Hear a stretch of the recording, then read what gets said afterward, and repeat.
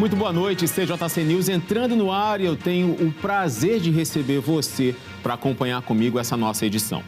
Durante esta semana, nós vimos uma das reportagens, passaram várias aqui no CJC News, falando sobre a fila, os apagões do INSS que fizeram com que muitas pessoas tivessem lá o seu processo ou de aposentadoria ou de auxílio-doença, auxílio-desemprego. O auxílio-desemprego ainda é com a Caixa Econômica Federal, mas o auxílio-doença, e aposentadoria é todo concentrado no INSS. E isso fez com que muitos ficassem à espera.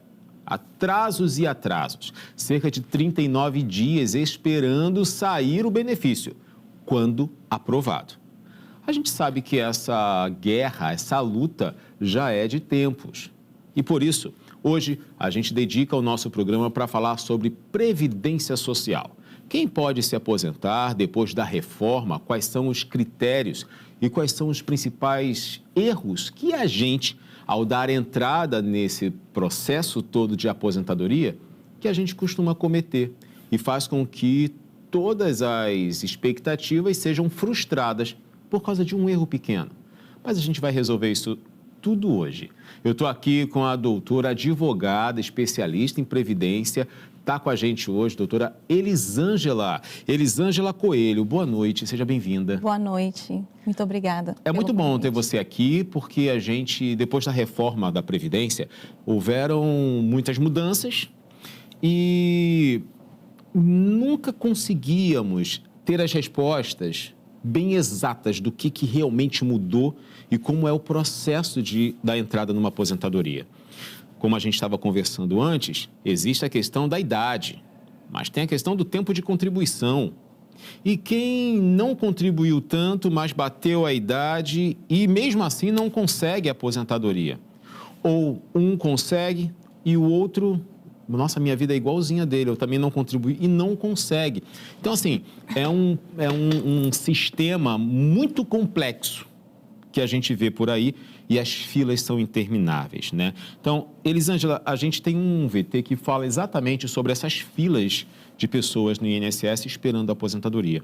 É uma multidão, principalmente agora que a gente no Brasil, a nossa população, ela tem um número muito expressivo de pessoas com mais de 65 anos, né? Então, é uma realidade. Vamos ver o VT, solta aí.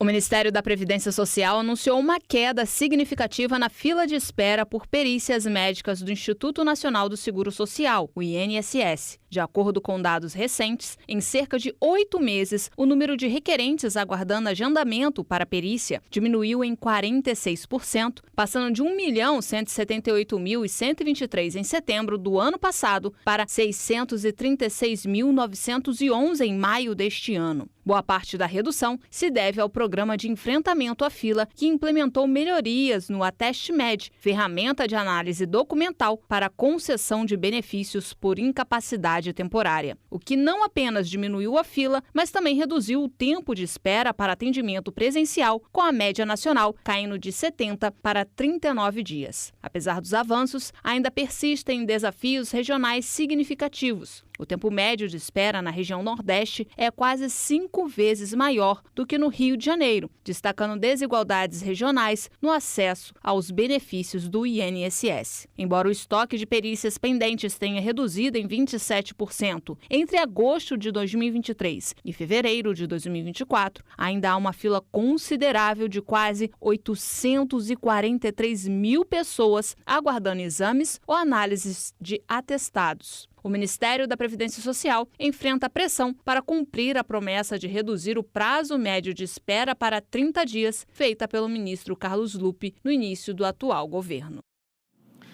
Parece que esse é o desafio que ninguém consegue alcançar, né? 30 dias parece uma utopia.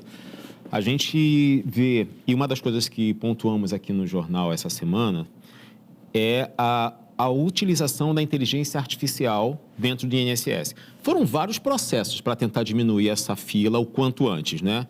Sim, foram várias medidas tomadas pelo governo federal para tentar diminuir a fila.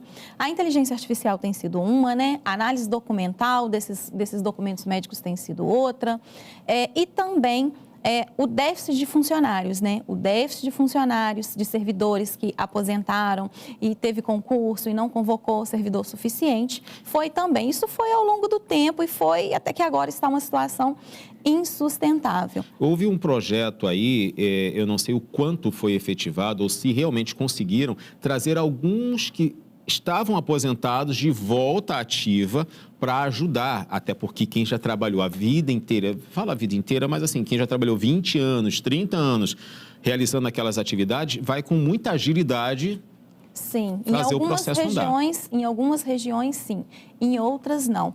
O que faz também, por exemplo, o Ateste Médico que a gente tem hoje? Que é um aplicativo. Sim, você envia o seu laudo médico pelo aplicativo Meu INSS e a sua incapacidade para o trabalho vai ser analisada sem a perícia médica. Você não vai ter que ir no INSS para fazer uma perícia médica. Eu estou vendo aqui se eu tenho esse aplicativo do Meu INSS. Tenho. Deixa ele atualizar, porque é interessante esses aplicativos sempre atualizarem, né? Sim, mas aí existe um obstáculo que o segurado sempre encontra, que muitas das vezes ele não funciona. Semana passada mesmo, ele ficou vários dias sem funcionar, não funcionava, não abria. Então, o que faz essa fila ficar maior? Você manda o seu documento para análise documental, você não vai à perícia médica. Se você indo à perícia médica, já é difícil você ter uma perícia justa, porque o INSS é famoso, né, pelas perícias injustas, pelos peritos que mal olham no rosto dos segurados, pelo perito que não quer ouvir o segurado. Então, você vai você envia pelo Ateste Médico, você tem uma negativa. O que você vai fazer? Você vai pedir de novo no INSS. Aí te negam de novo. O que você vai fazer? Essa você vai segunda tentativa é também pelo aplicativo. Então, muitos segurados, às vezes, ficam pedindo várias vezes a perícia médica. Independente se é pelo aplicativo, independente se é presencial, a pessoa não passa porque o INSS faz uma perícia de qualquer maneira e ela continua pedindo várias vezes. Só mostrar aqui, esse é o layout do aplicativo, né? Você de casa que baixa o aplicativo, né? Tá aqui, bem-vindo ao Meu INSS. E aí tem uma coisa bem interessante que diverge com o que você falou agora, né? Que é tudo pelo aplicativo, eu tenho um controle de tudo, mas não funciona. Não funciona. O INSS na palma da sua mão. Não sei de que mão ele está falando. Assim, nem sempre, né? As dificuldades são muitas. Nós, advogados, temos muitas dificuldades também. E a gente ainda tem a vantagem de ter um portal específico, né? Para utilizarmos, para fazer os requerimentos. O portal é diferente desse aplicativo. O advogado. Isso, o advogado. Agora, o segurado, ele tem que usar o aplicativo, que às vezes funciona e na maioria das vezes não funciona. Às vezes carrega informações inverídicas. Falando também sobre o auxílio-doença, principalmente para quem vai fazer essa análise documental, vai enviar o laudo médico, o auxílio-doença ele tem 2 requisitos, que é comprovar incapacidade temporária para o trabalho e comprovar carência de 12 meses. Então, antes de você enviar o seu atestado médico, você deve conferir lá no CNIS. O CNIS tem lá todos os seus dados no INSS. Como faz para verificar esse CNIS? Você vai acessar o aplicativo e vai escrever lá, CNIS. Aí vai aparecer lá todas as contribuições. Todos os vínculos de trabalho que você já teve na sua vida tem que constar lá. Você baixou o CNIS, informações... Só um exemplo, pessoal de casa. Trabalhei numa padaria por 6 meses. Aí saí da padaria, consegui uma vaga no supermercado. Tá lá, trabalhei 1 ano e meio. Tudo isso tem que estar ali. Não só na carteira de trabalho assinada. Tem que estar ali. Tudo tem que estar no CNIS. Então, antes de solicitar o auxílio-doença, você tem que conferir se as suas informações estão corretas lá. E a senhora falou de 12 meses. Carência de 12 meses. Para solicitar o auxílio-doença, tem que ter carência de 12 meses. Eu tenho 11 meses lá registrados. E não consigo mesmo trabalhar por uma questão médica. É rejeitado? Existem doenças que isentam de carência, Sim. Né? Que são doenças graves, neoplasia maligna, alienação mental, HIV, várias doenças isentam de carência, né? Quando a pessoa está muito doente, não tem carência, não tem qualidade de segurado, essa pessoa vai poder pedir um outro benefício, se essa pessoa for de família de baixa renda. Mas pelo aplicativo consegue fazer esse outro benefício? Consegue. o BPC LOAS, por exemplo. Você trabalha, você tem carência de 12 meses, ou você ficou desempregado e ainda não acabou sua carência nos 12 meses ali, você está no período de graça, você vai conseguir. Agora, o senhor João está desempregado, está doente, não consegue trabalhar, não tem carência. O senhor João, ele não vai ficar desamparado. Existe a Lei 8742, que criou o BPC LOAS, para proteger o senhor João, que é de família de baixa renda. Entendi. Então, o senhor João, se ele tiver uma doença ou um transtorno que traga para ele impedimento de longo prazo, que obstrua a participação na sociedade em igualdade com as demais pessoas, o senhor João vai ter direito a esse BPC. Por exemplo, muitas pessoas acham que o BPC é só para deficiência física, mental e intelectual. Você imagina um cadeirante, você imagina uma pessoa com problema mental, mas você não imagina que uma pessoa que rompeu o ligamento do braço e não consegue trabalhar tem direito ao BPC. Você não imagina que uma pessoa que aguarda para fazer uma cirurgia no joelho tem direito a esse benefício. Então, o auxílio-doença tem alguns requisitos. Se a pessoa não preencher os requisitos e for de família de baixa renda, ela vai ter direito ao BPC. Voltando lá, então, ao gancho do AtestMed. Antes de você fazer o pedido, você tem que conferir se o CNIS está correto. O CNIS está correto, está tudo certinho lá, você envia a documentação. Por que não é legal fazer sem conferir? Porque às vezes tem algum vínculo lá que não está correto, tem algum vínculo em aberto de uma empresa que você trabalhou há muito tempo e não trabalha mais, então consta lá que está em aberto. Qualquer informação fora do correto vai atrapalhar esse pedido de análise documental. E como é que faz para corrigir se tiver esse problema? Vai fazer uma solicitação de acerto de CNIS, que é feita também através do aplicativo. Pós-pandemia, muitos dos serviços do INSS foram informatizados, né? Deveria ser tudo na palma da mão. Quando o aplicativo funciona, a gente consegue fazer isso tudo através do aplicativo. Aí vem uma outra dificuldade. Grande parte da população não tem o conhecimento necessário, técnico, nem às vezes com o celular, para conseguir fazer esse pedido sozinha. As pessoas às vezes confundem. Saber utilizar o WhatsApp, Instagram, Facebook é uma coisa.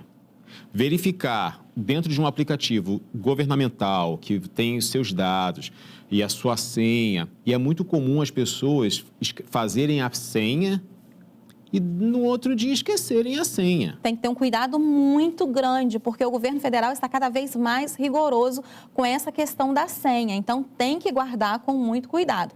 Lá no escritório, eu costumo anotar em um papelzinho e grampear na última página da carteira de trabalho da pessoa, porque aí não vai ter risco dela perder. E avisar da importância e da gravidade de perder essa senha, de não ter essa senha, né? Não é simples, não é só entregar o celular na mão do seu filho, que fala, consegue aí para mim. Não vai ser tão simples assim, né? A gente tem confirmação. Tem muitos aplicativos que é confirmação com foto junto com o documento. Você precisa responder pelo seu e-mail.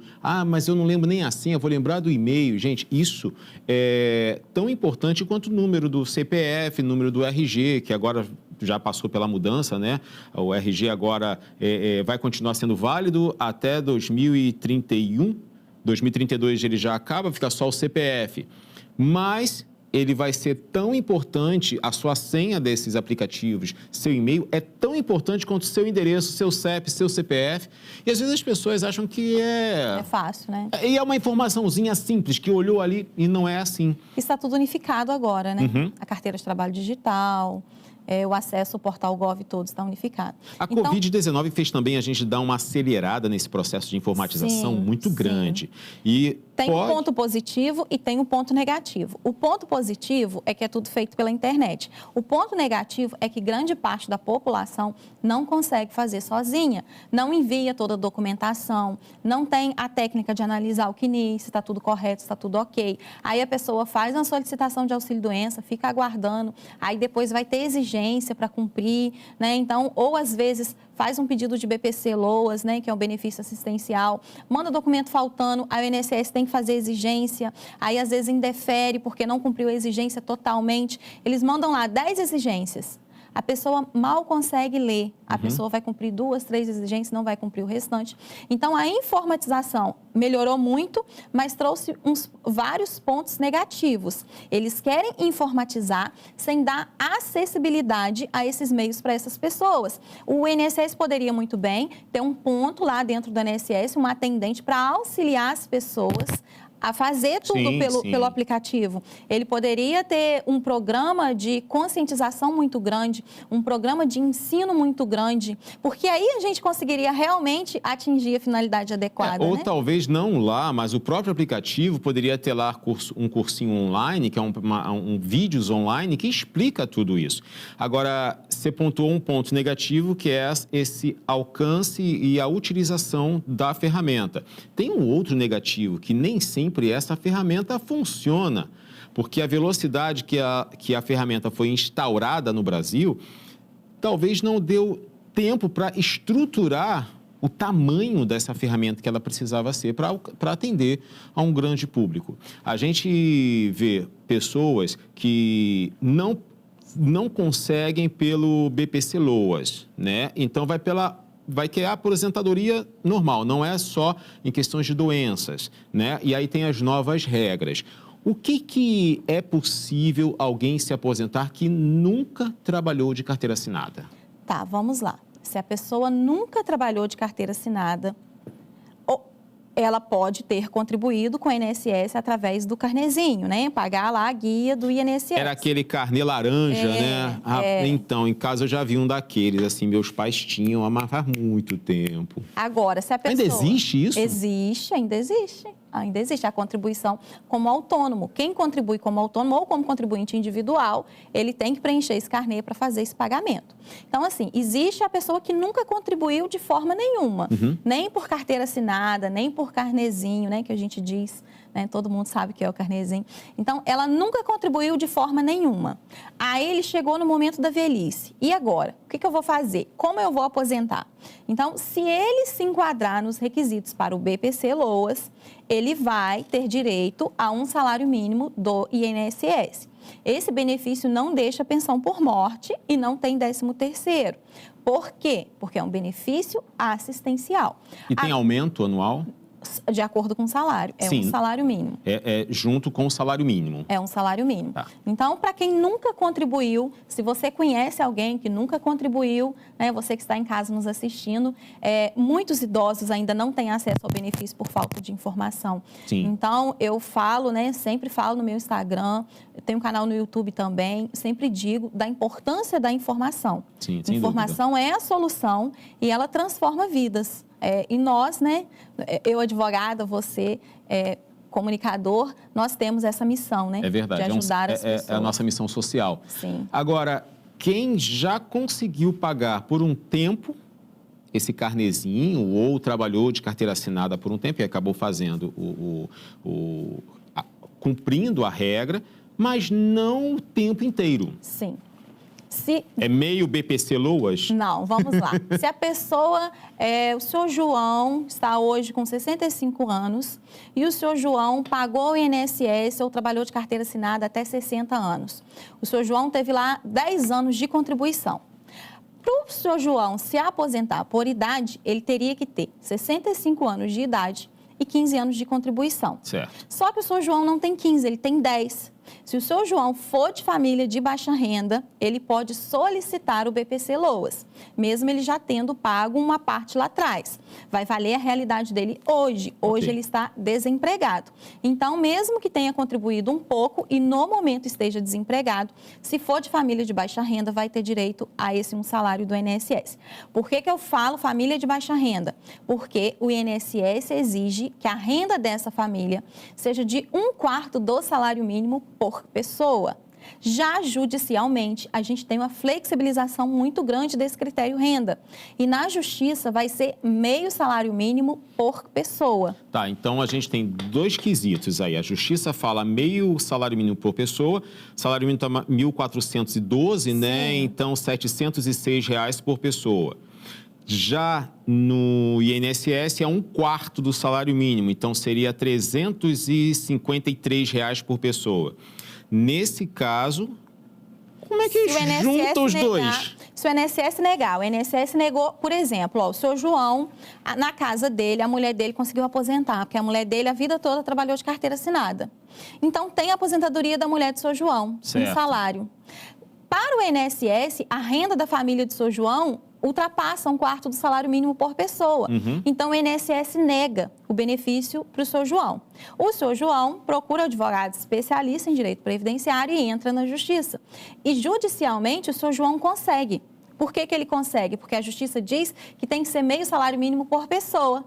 Entendi. Então, para a justiça bate. Então, se a pessoa tem o benefício negado por conta de renda no INSS, ela deve buscar um advogado ou a Defensoria Pública e entrar com uma ação e judicialmente corrigir essa injustiça. Doutora Elisângela, eu tenho várias perguntas aqui para fazer, mas ainda quero falar sobre essa questão do LOAS, né?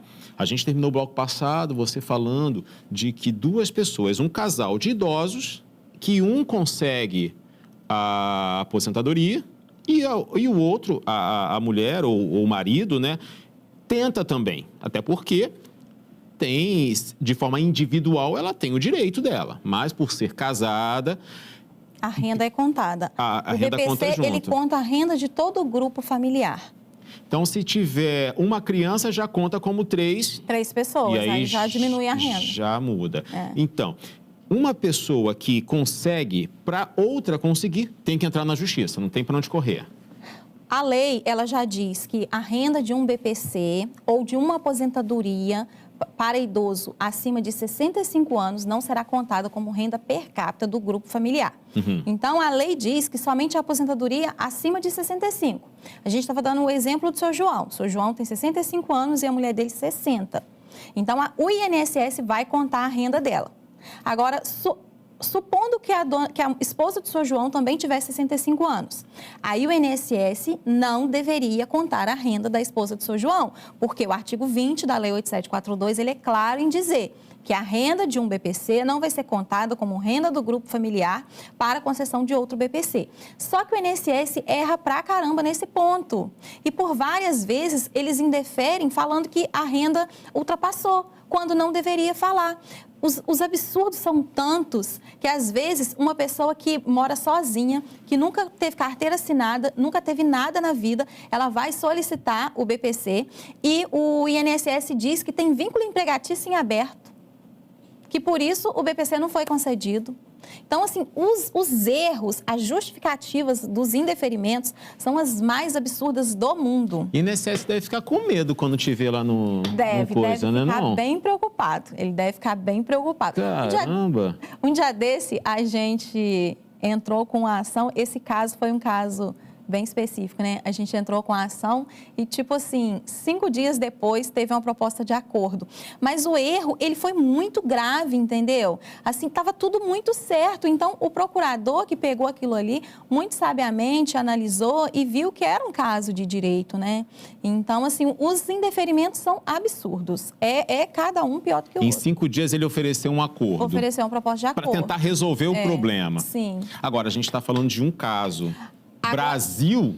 Agora, voltando lá ao gancho, em várias ações judiciais, é uma medida que o governo federal tem tomado. Em vários casos em que é possível a propositura de acordo, eles estão fazendo para tentar adiantar também as filas dos processos judiciais. Porque o que está acontecendo? O INSS nega de maneira imprudente. Todo mundo vai para onde? Para o Poder Judiciário. Sim. O número de ações judiciais aumentou muito. E não aumentou o número de juízes, não aumentou o número de servidores, não aumentou o número de estagiários.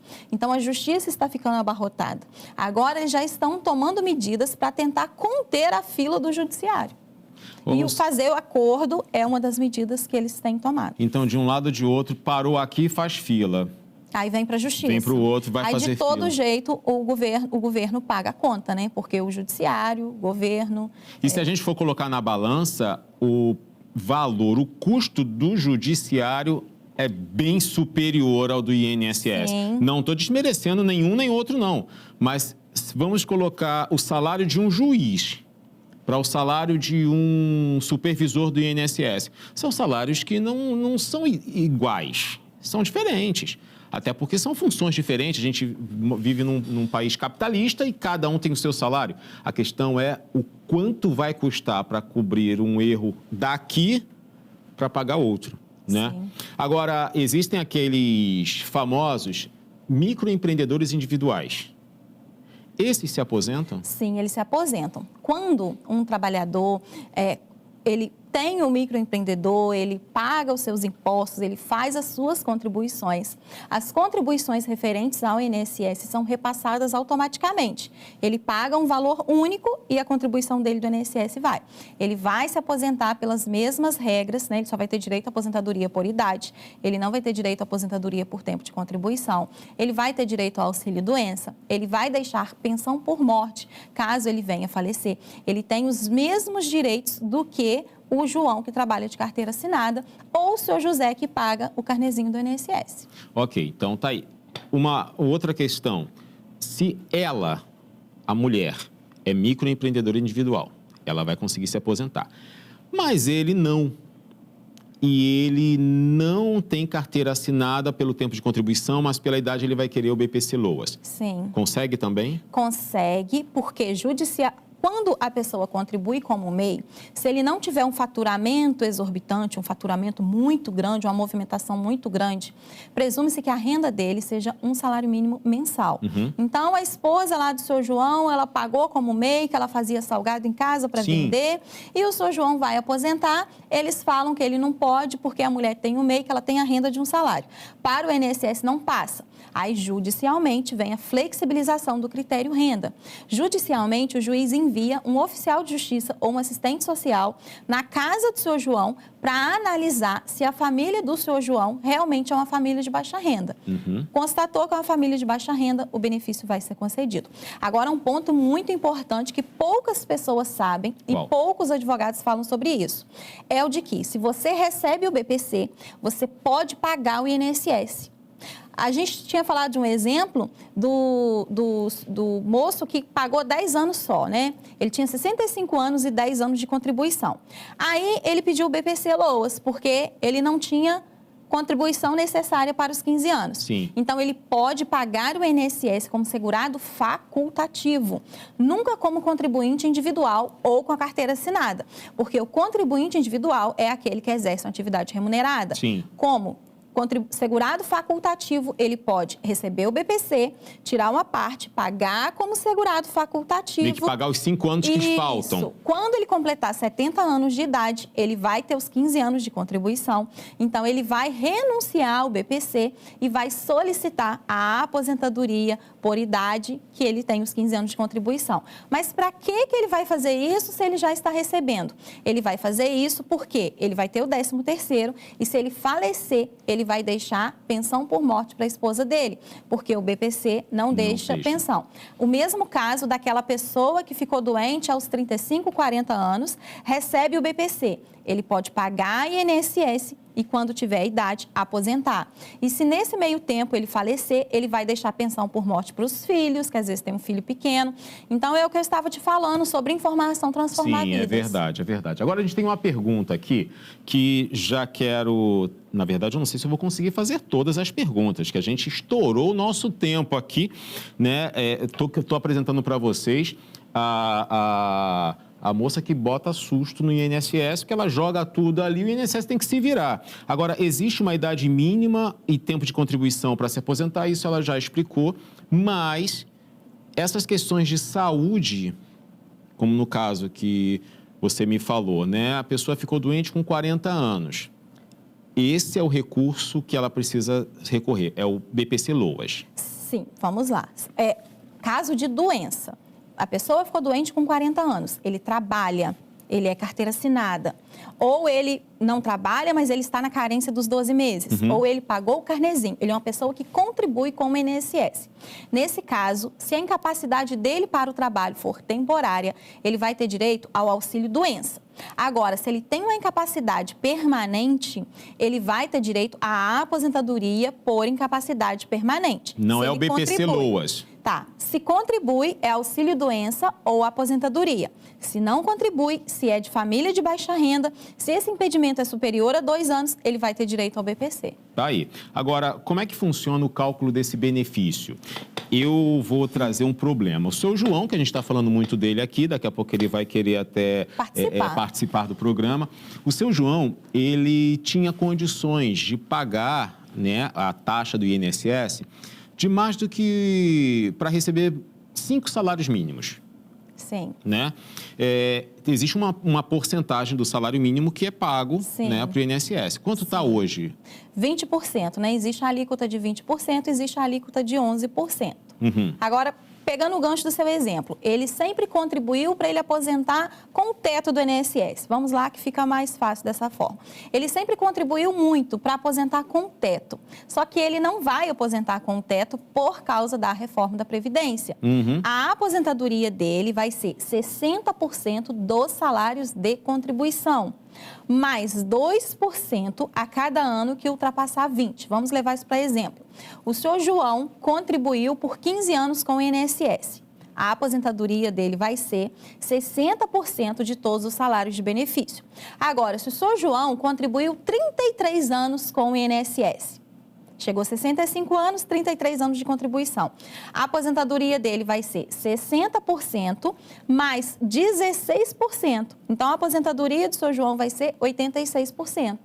Porque vai somar 2 anos a cada ano que ultrapassou 20. Entendi. Então, querendo ou não, ele nunca vai conseguir receber os 100%. Dificilmente, só se ele tiver muita contribuição mesmo, só se ele tiver muito tempo de contribuição para ele conseguir receber os 100%. E já for bem velhinho. E já for, assim, aí vai ter que ser feito um cálculo do tempo de contribuição. Porque se começar com 18 anos, com 15 vai dar 33. Aí se ele trabalhou até os 70 anos, né? Quero continuar trabalhando, quero continuar pagando. Aí corre o risco de conseguir. Tá, mas aí a pessoa que aposenta e continua pagando, ele é obrigado a continuar pagando, mas isso não vai mais servir para a aposentadoria dele. Foi uma discussão que a gente teve, que vocês devem ter ouvido falar, sobre a tese da desaposentação. Se quem aposentou ou continuou trabalhando poderia desaposentar e aposentar novamente. Meio que para dar até um reajuste no valor, né, no final do benefício. Agora, um outro ponto também muito importante que eu vou aproveitar o gancho para lembrar é aquela pessoa que trabalhou a vida toda, ficou desempregada, chegou aos 55 anos e agora? Está aproximando a hora de aposentar, mas se eu continuar pagando ainda não vai dar o tempo, não vai valer a pena pagar não. Essa pessoa, ela deve começar a contribuir. Por quê? Após 1 ano, após 12 contribuições, ela pode solicitar auxílio-doença. Então, se ela está lá com 55, 60 anos, ela começa a pagar. Porque quanto mais velho a gente vai ficando, a tendência é que apareça problemas de saúde, né? Então, se aparecer qualquer problema de saúde, ela vai poder pedir o auxílio-doença. Então, uma pessoa que nunca contribuiu na vida, está lá com 55 anos de idade, começou a contribuir, 2 anos depois ela ficou doente, ela vai ter auxílio-doença se for incapacidade temporária.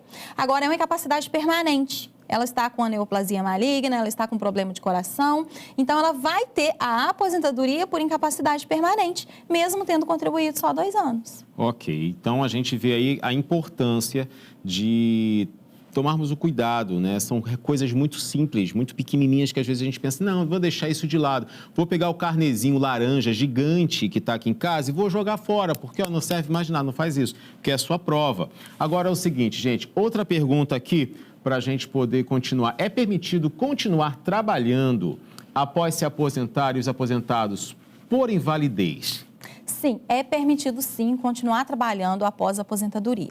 Já quem aposenta por invalidez, que agora tem um outro nome, que é a aposentadoria por incapacidade permanente, ele não pode trabalhar. Por que ele não pode trabalhar? Porque a aposentadoria dele foi concedida em virtude dele estar incapacitado para o trabalho de maneira permanente. Então, por isso, quem é aposentado por invalidez não pode continuar trabalhando. Uma outra mudança muito grave que teve também após a reforma da Previdência, muito prejudicial para o trabalhador, foi a seguinte: se você recebe auxílio-doença, o seu salário é maior do que o seu salário de aposentadoria por invalidez. Então, agora o INSS está adorando aposentar as pessoas por invalidez. Porque agora vai gastar menos, porque, né? Por exemplo, às vezes a pessoa tinha uma doença que não tinha cura, mas ele deixava a pessoa no auxílio-doença toda a vida. Agora, nas perícias revisionais, nas perícias revisionais, se ele vê que realmente não vai dar para ele cortar aquele benefício, porque é uma incapacidade permanente, ele vai aposentar a pessoa logo. E existe mesmo essa questão da pessoa chegar lá e ela tá com um problema de saúde que o médico diz que ela não pode trabalhar. E lá no INSS diz, você vai trabalhar. Pode, acontece muito. Os absurdos são diversos. É cada absurdo que os segurados voltam contando que ouvem dos peritos na perícia. Gente, é muita humilhação. É muita humilhação que os segurados passam. E aí, nesse caso, tem que procurar o Poder Judiciário. É bem complexo, porque nem sempre o segurado consegue comprovar essa humilhação que ele sofreu na agência. Não digo nem pela humilhação, digo pelo atestado médico, laudo médico, dizendo que não pode trabalhar. Um problema cardíaco, por exemplo. Sim. Né? Não pode. E ele vai na perícia, a perícia diz, não, isso daí não é nada. Toma aqui, volta a trabalhar. Isso acontece muito, acontece o tempo todo. Então, se a pessoa teve o auxílio-doença ou o BPC negado, porque o INSS falou que ele estava bom e ele não está, ele deve buscar um advogado especialista e entrar com ação judicial e lá na justiça ter uma perícia justa, uma perícia imparcial. O advogado vai contar todo o caso para o juiz através da petição inicial, mandar toda a documentação, vai mandar quesitos para o perito. No INSS a gente não pode apresentar quesitos. O INSS usa os critérios dele e pronto. Sim. Na perícia judicial, o advogado do autor envia quesitos, o INSS envia quesitos para o perito e o juízo envia quesitos para o perito. Então, o perito responde 3 formulários de quesitos.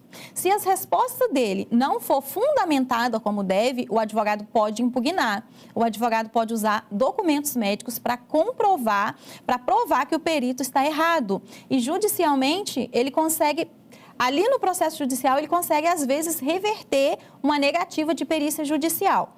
Mas o normal, o adequado é, na justiça, na maioria das vezes, você tem uma perícia justa, uma perícia correta e você tem o seu benefício concedido. Tá aí, uau, muita informação, não?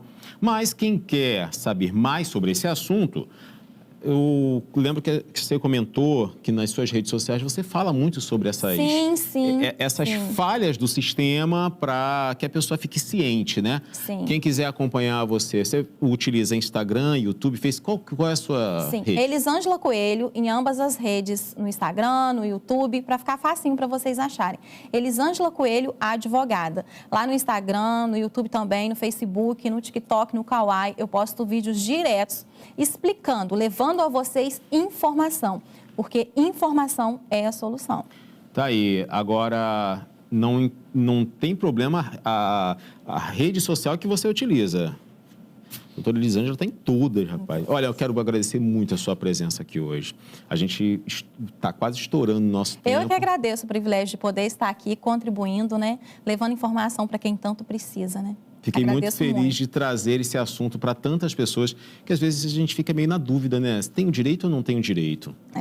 Obrigado mais uma vez. Sucesso cada vez mais em todos os casos que vinham bastante aí para sua mão para poder ajudar tanta gente.